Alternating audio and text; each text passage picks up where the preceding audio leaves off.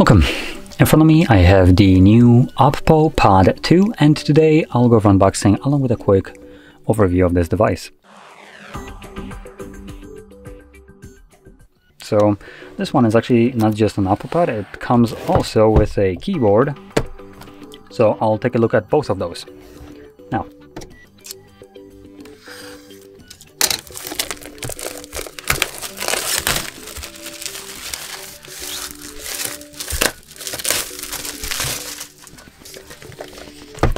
so I'm gonna start off with the device itself first, so I'll set that to the side.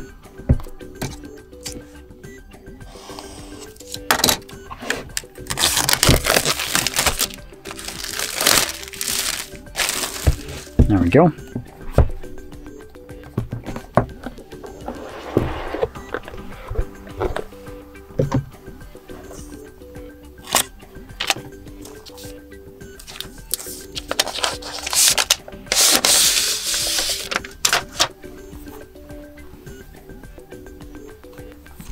Very similar to the previous generation of this device.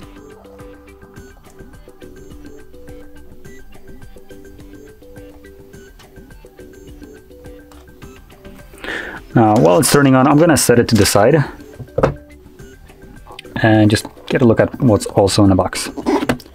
So here we get some paperwork, charging cable. It's a Type A to Type C. And well, that's about all we get. Okay. So moving that to the side.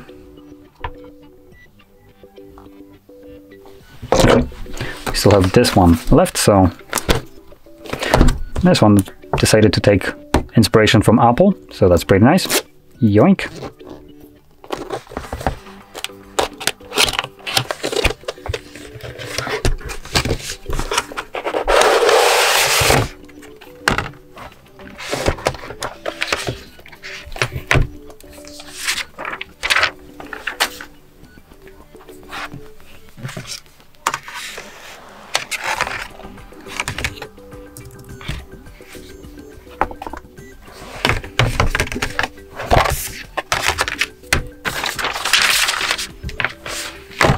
Okay, so let's plop that on here.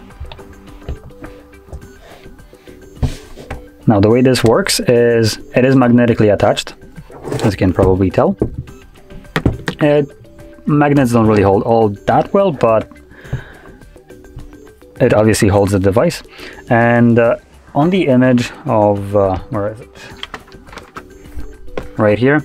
It kind of makes it look like this is one of those like Apple little stands where the device is a little bit lifted up, so it, you know, is closer to your level of your eyesight. But that's just the way they decided to market it, because the way it works is you clip it into here, like this. So a little bit misleading kind of image from there, but once it's clipped in, it's holding pretty well. Now the keyboard is pretty crammed, obviously, as you would probably expect from such a thing, but the travel distance is pretty okay.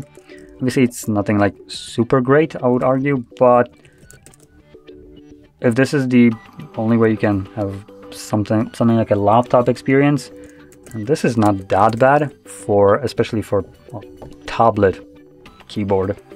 The trackpad on the other hand side is very small. As you can see, it's just absolutely minuscule. So, in truth, if they would have actually gone with the lifted up version, where this kind of like lifts up the device a little bit better, they could have shifted the keyboard a little bit higher and have more space for bigger trackpad. Now, that being said, the trackpad might be small, but it still does the job. It won't get you from like one end to the other of the display, as you can see, but it will work. And obviously you can still use your fingers and just type on here. Now, that being said, I'm gonna unclip that right now, and we can now move over just to the device itself. So Let's start off with the display. This is a 11.6 inch display, 2000 by 2800 pixels display. It is a IPS LCD display, 1 billion colors, Dolby Vision, 144 Hz refresh rate, and a typical brightness of about 500 nits. It also boasts 84% screen to body ratio with about 300 pixels per inch.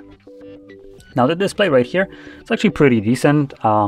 It's not super bright at 500 nits typical brightness, but for indoor use it should be plenty, and the 144 Hz refresh rate should give you nice buttery smooth animation, adding to the actual really nice experience. Now we also have the 84% screen to body ratio, so we do have a fairly small bezels right here for a tablet, though they are not the smallest we have seen on devices this size, so it still makes the device seem pretty nice and modern, which obviously it is. Now, if we flip it over, we have a camera right here. This is a single camera, 13 megapixel wide sensor, and then at the front as a selfie right here. If we can catch focus, there we go, you can kind of see it. That's a 8 megapixel sensor. Now with those you can shoot at, well, at least the back one, you can shoot at 8K 30 frames, 1080p 30. And with the front, it's also 1080p 30. So there we go. Now when it comes down to the internals, we have a hefty 9,500 milliamp hour battery that is powering a Dimensity 9000 processor. So this is a very powerful tablet, basically rivaling almost the top like Samsung devices. It is a Dimensity instead of a Snapdragon, but because of this, the price tag should be also significantly lower, even though this is arguably basically like a flagship processor. It's, if I remember correctly, somewhere between Snapdragon 8 Gen 1 and 8 Plus Gen 1. And if you don't know what I just said, just know that these processors are basically like some of the best ones you can have in a phone, in an Android device, let's put it this way. Because if we count in also Apple, then I'm pretty sure the Bionic, like what is it, A15? Or even, I think it's even better. Yeah, they're, I believe, more powerful than any kind of Snapdragon, the newest one even. So this will still, for Android standards, be one of the better devices. It should breeze through anything that you throw at it, gaming, no problem. So pretty good processor in here. Now when it comes down to storage, we do have at the very base version of this 256 gigs of storage with 8 gigabytes of RAM, running on UFS 3.1 storage type. So this is as an entry model, it's a pretty good, I would say, option. 256 is kind of what I would say fits for an entry model, and it also comes with the UFS 3.1 storage, meaning that read-write speeds on this should be really good. And I don't think there's much more to say. So yeah, in general, this, oh, one more thing, which I didn't say. So entry model is 256, 8 gigs of RAM. Then we have 12 gigs of RAM with same storage, and 512 gigs of storage with 12 gigs of RAM as the highest end version. So it can get spec'd out pretty well. Now, with that, I don't think we have expandable storage. It doesn't say that we do. Yeah, it's not expandable. This one doesn't have any LTE connectivity as well, as I don't see any SIM card placement right here. So this is just a tablet, a Wi-Fi connectivity only. But nonetheless, it's a pretty decent device. Last thing that I will mention, I did say that this device has a 9,500 milliamp hour battery, and we can charge it at 67 watts on a cable. So it also can charge pretty quickly, though keep in mind, unlike some other Chinese brands like Xiaomi, OPPO didn't give us any kind of charger. So you will need to have your own charger or buy it separately to be able to charge this device at such a speed. Because for the most part, probably if you have a charger, you most likely have a little bit of a weaker one than 67 watts. This is a pretty quick charger. So yeah.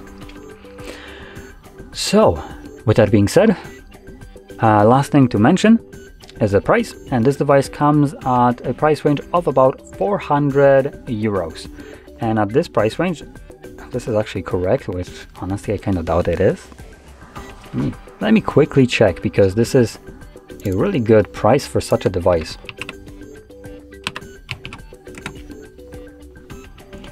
So I'm gonna see what... Yeah, it's a little bit more, at least where I'm from. So in case of Poland, this comes at about 3,000 PLN. Now, let's see, euro goes for how much?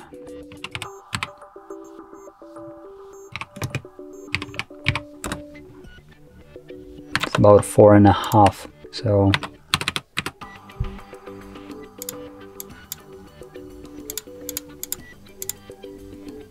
yeah, so that is closer to roughly 700 euros. That wasn't very accurate in this case. So no, wait, that doesn't make sense. I think I messed up something. Oh, actually, that will be okay.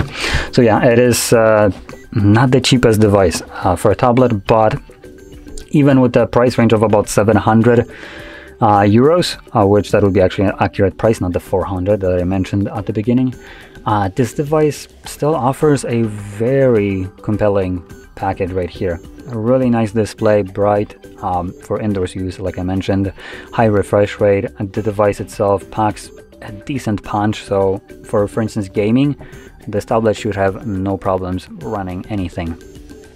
So in any case, if you found this video helpful, don't forget to hit like, subscribe, and thanks for watching.